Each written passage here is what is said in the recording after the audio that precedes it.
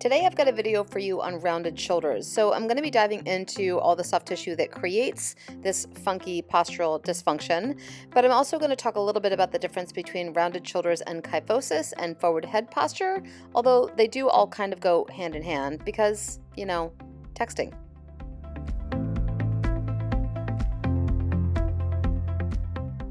I live in Southern California, so winter really doesn't come here in the way that it did when I was growing up in Philadelphia or in the years that I lived in Colorado, but I still love all things that make me feel cozy and warm, and my winter holiday butter is exactly that. And it's here, and if you want to get your own myofascial world piece, I will include a link in the description below. No, I'm not showing off my collection of towels, but I do want to demonstrate some bolstering for the shoulder, so I brought a couple. I'm starting off with my smallest towel folded in half, and I'm just going to lift her shoulder up and place it between her shoulder and the table.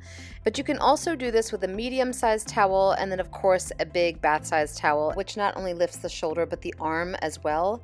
And the thickness that you choose for your client just depends on their comfort. The whole point is to pull the shoulder back away from the chest and to ease the tension on the upper back that's associated with rounded shoulders. So obviously I'm starting with my client prone, and there's no reason for that. You can absolutely start your client supine if you want to, but while I've got my client prone, the tissues that I'm focusing on are not only the tissues that create rounded shoulders, so specifically the lats, the teres major, the subscapularis, but I'm thinking also about the weakness that is created in the rhomboids and the traps, and a lot of that weakness can show up as pain.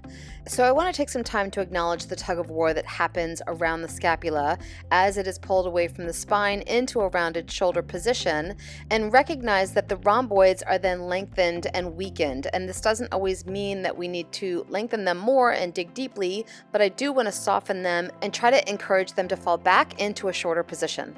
So with these first few strokes, I'm lifting the scapula with my left hand away from the ribs and using my right hand to ease some of the tension that's in these crossing fibers of the upper erectors, the rhomboids, and the traps, because as they start to really pull and struggle against the position we put ourselves in when we want to text or sit on the computer or whatever it is that's rounding our shoulders forward, all the connective tissue surrounding those fibers tend to get a little bit stuck. So I want to just soften that a little bit, and then eventually I want to encourage it back down inferiorly, pulling the scapula back into an eased position.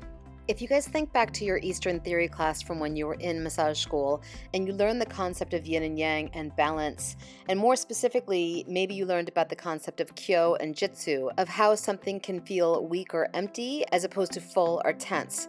And so what's happening here with the rhomboids is that they're weak, and I think what happens with a lot of massage therapists is that we want to just dig into the rhomboids, and we're not trying to ease that tension from being too full, we're just trying to relieve it from struggling so hard from being weak. So the intention here is not to dig out the upper back, but to soften it and give it a rest from struggling so hard to pull those scapula back towards the spine. I removed the bolster because I'm about to do a technique that I think is going to look pretty familiar, but I'm doing it with a different intention. I've got my left hand on the anterior portion of her shoulder, and I'm going to use that left hand to lift her shoulder up and away from the table and guide it back towards her spine. There is supposed to be a natural curvature of the scapula falling away from the spine over the rib cage, but with rounded shoulders, it's too far. And so I want to guide it back into a position of functionality. And in this position, I'm going to use my right hand to sink into the rhomboids and apply pressure back towards the spine. So I'm not digging and lengthening, I'm kind of sinking and softening, and that difference of intention can feel really big. The movement here is simultaneous with my left hand pulling up and my right hand sinking in, and of course asking my client to visualize the scapula falling back towards the spine. So if you want to do this to a slightly greater degree, you can lift that lower arm and put it on the small of her back or his back. And at this point, you might want to give their elbow a little bit of a jostle just to ensure that they're letting it drop down to the table. Right here, I've got my entire left forearm under her entire left upper arm, and that offers some really nice comforting support if their elbow is not able to fall all the way down to the table. And the other advantage is that I can use my entire forearm to lift her entire arm and shoulder up off the table. As I do this, I'm stretching out the front of her shoulder and guiding her scapula back towards her spine, and I'm starting to use my thumb here to lengthen the lats and the teres major and the subscapularis, which, like I said earlier, are some of the major muscles involved in pulling that arm into that forward rounded position. In the therapeutic world, it's pretty well known that ticklish means tension, and these muscles tend to be really tight. So you know many people who are ticklish here? I think so. There's another great stretch you can do while in this position. I'm going to slide my right hand underneath her left arm, and right here I'm really isolating the shoulder capsule and the scapula as a whole. So I'm really gripping those two anatomical structures. And as I traction them out, I'm going to lift my body up, pulling her arm and her shoulder away yet again from her sternum and creating a nice gentle stretch through the front of the chest, the pecs, the anterior deltoids, and keeping that space in the posterior structures so nothing is getting pinched. Plus, I can also squeeze a couple squats in there. I'm adding in a couple of mini pin-in stretches for the upper rhomboids here. I'm using my right hand to sink in as I use my left hand to pull the shoulder and the scapula down away from the head and neck. It's a tiny version of this technique, but it breaks the pattern. I want to focus on the muscles around the axillary area with a little more detail, so I'm going to add that larger bolster and pull her arm off the table. There's a tiny war happening up in the lateral border of the scapula between the teres major and the lats against the teres minor. And the teres muscles are tiny and compact and are incredibly strong. The teres major and the lats are responsible for internal rotation, and the teres minor is working really hard to combat that. And so here I'm methodically working up the lateral border into the shoulder capsule using deep compressions and trying to bring peace to this region of unrest. The posterior deltoids and the infraspinatus are also on team teres minor, but in the instance of rounded shoulders, the lats and the teres major are definitely winning, and the lateral rotators are just looking for some backup. This next technique I'm going to demo using both passive and active range of motion, and it's a little bit complicated to explain, but the concept is simple. Sticking with the theme of trying to create peace where there is war, I'm breaking up the connective tissue and the firing patterns of these groups of muscles that are trying to pull the arm into opposite action. Some are pulling into external rotation and some are pulling into internal rotation, and they're packed into this tight space. So as I use my right hand to grab the tissues at the lateral border, I'm pulling her arm into external rotation. And this accomplishes two things. It's a pin and stretch for the internal rotators, but it's also breaking up adhesions and bringing harmony in an area where these muscles are constantly frictioning over each other. I'm going to ask my client to move her arm in the same direction that I've been doing. So she's now activating these muscles that I'm working on. And as she does this, my intention is to create a neuromuscular break to the pattern of pulling the shoulders down into a forward position. So as she pulls her arm up into external rotation, I'm sinking into the lats and the teres major and pulling them down towards the table and down away from her head and neck, so they're guided into a lengthened position and creating a new path of communication from the mind to the muscle firing patterns that have just become prominent. Anytime you're working with an area that is typically ticklish, the 3 rules of thumb that I tend to go by are broad, slow, and deep. That's going to help ease the discomfort for anybody who's got a knee-jerk reaction to a ticklish area. I want to take all that piece I've just created in the lateral border of the scapula and try to bring it over to the medial border. So I'm using my right hand to pull the scapula up away from the rib cage and using my left hand to create a myofascial stretch down through the tissues of the rhomboids and the mid-traps. This is creating a little bit of an oppositional pull through the connective tissue that surrounds the scapula and helping it to sit with a little more ease against the rib cage. A lot of the tension that comes from a rounded shoulder posture is the fact that the scapula sits too far forward and needs to fall back again onto the rib cage closer to the spine. This helps with that process.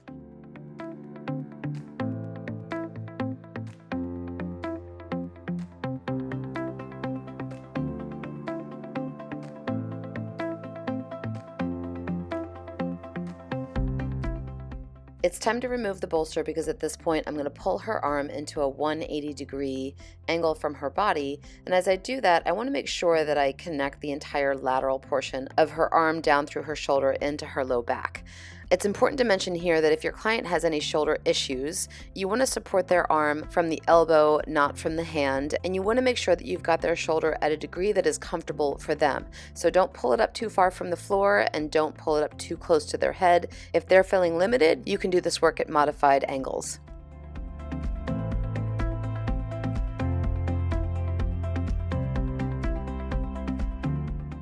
Putting those towels to good use again.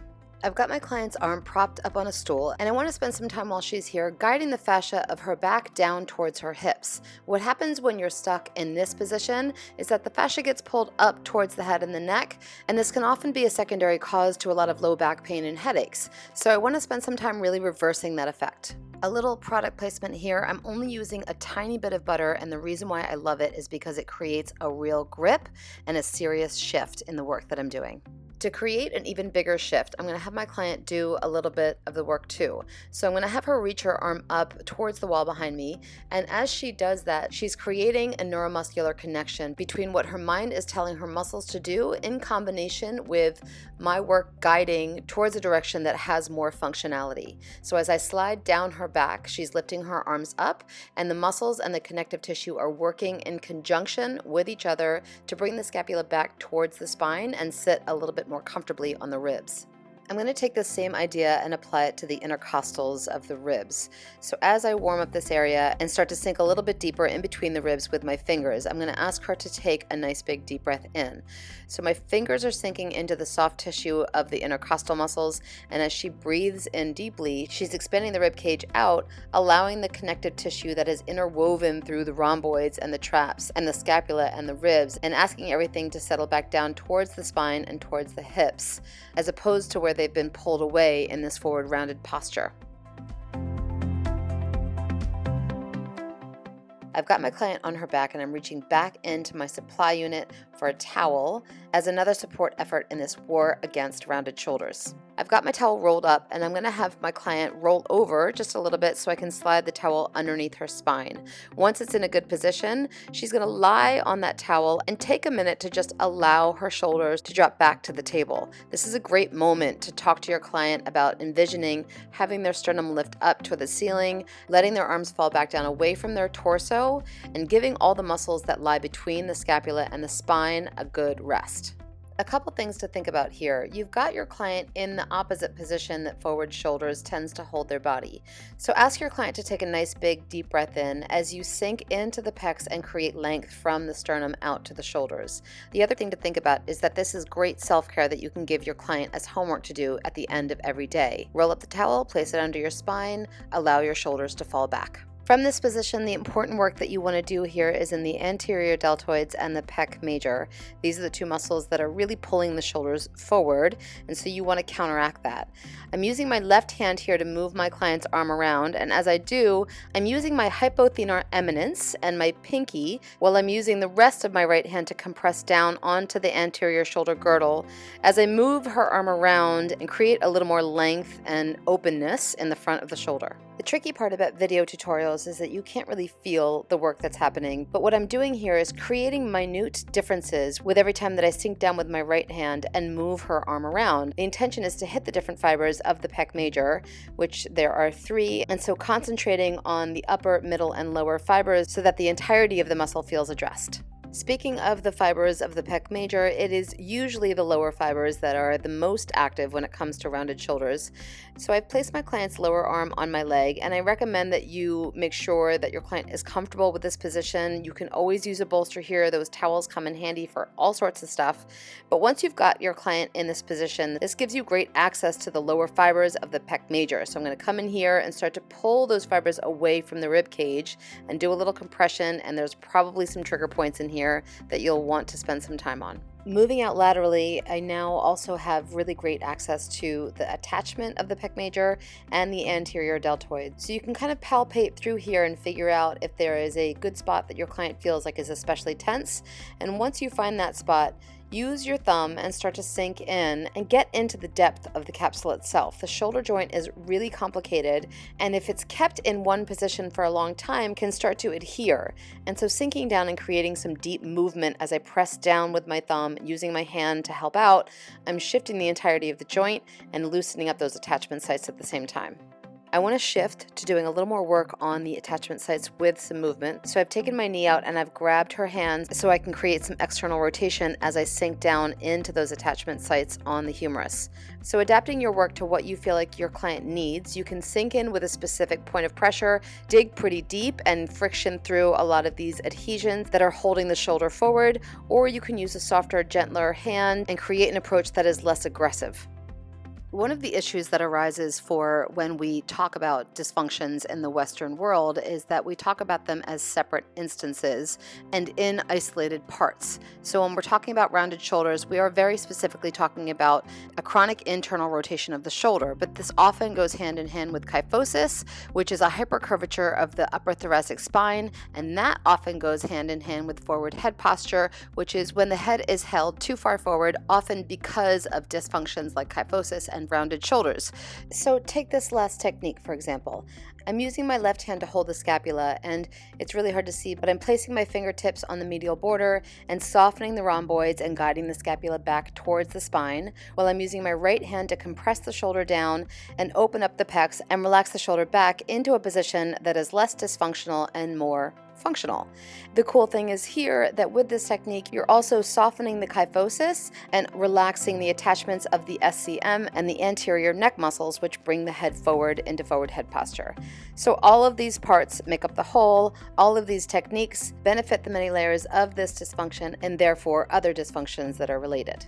If you want to check out a longer, more detailed version of this video and other videos like this, and you want to listen to me get a little more philosophical, please check out my Patreon page and consider subscribing. I'll include the link in the description below.